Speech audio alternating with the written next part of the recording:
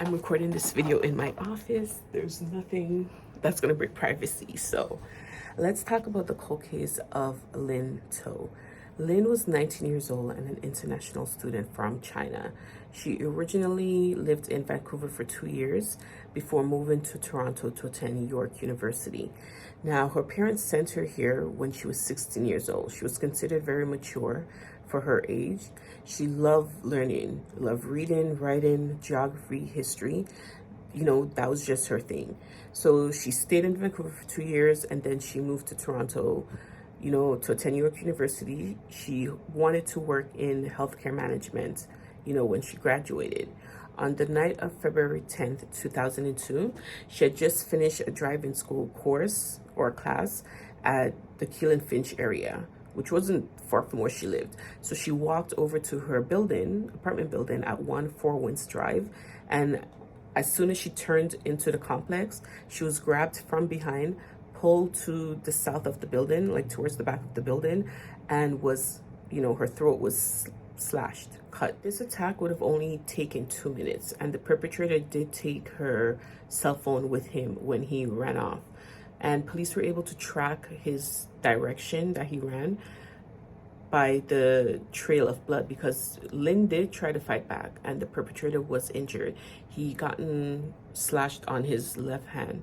So they were able to track the blood. It was about 163-meter length. And they realized that at one point when he was running, he stopped and he turned back. So I guess when he stopped, turned back, his hand flashed, the blood flashed, and they were able to detect that. But the trail stopped at a street called Murray Ross Parkway, and police aren't sure. Did he cover up the injury? Did he get into a car? Did he call a cab? They're not sure. During the day today, police have been able to confirm that the man wanted for murdering 19-year-old Lynn To is badly injured. Police know the man suffered cuts or gashes to his hand during the struggle before To was stabbed to death. It happened Sunday night at an apartment building at number 1 Four Winds Drive near Keele and Finch. The injured killer then ran northbound on Keele on the west sidewalk, leaving a trail of blood behind for police. In fact, officers believe he lost so much blood that he would have had to have sought medical attention at a clinic, hospital, or doctor's office. The blood ends at Murray Ross Parkway, just south of York University. Homicide officers now say the murderer got into a vehicle, possibly a cab, at Keele and Murray Ross Parkway, and likely headed south. Police say it's likely Lynn To was running for her life, trying to make it home to this townhouse complex near Keele and Finch, where she lived with her common-law husband. He was at home at the time of the murder. A couple that was at a bus station seen when he passed by. Of course, they didn't know what was going on at the moment, but afterwards they realized. They contacted police and give a description of what they had seen and the person that they had seen. It was someone that was described as lighter complexion, probably Asian looking. And police believe that, obviously the perpetrator was known to Lynn, could have been someone she turned down, because she did have a boyfriend at the time, which he was interviewed and DNA excluded him from being the person that committed this crime. Her ex-boyfriend also was interviewed. He had moved to California at the time. So American police were able to interview him. He was also eliminated by DNA. Let me see if I'm looking at my notes. There's also a Pokemon hat that was left behind, and it had the blood from both Lynn and the killer. The weapon that was used was never recovered, and everyone in the complex was interviewed.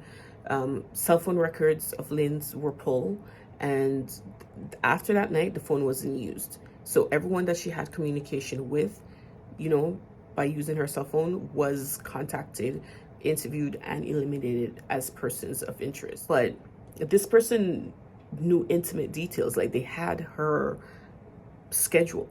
They knew what time she would be returning from, her driving class. They knew where she lived to be able to stand outside her apartment and wait for her to come back. So, and this case has been unsolved for the last 20 years. But somebody out there would know who this is. They would have a scar on their left hand from the injury, from the knife that was used.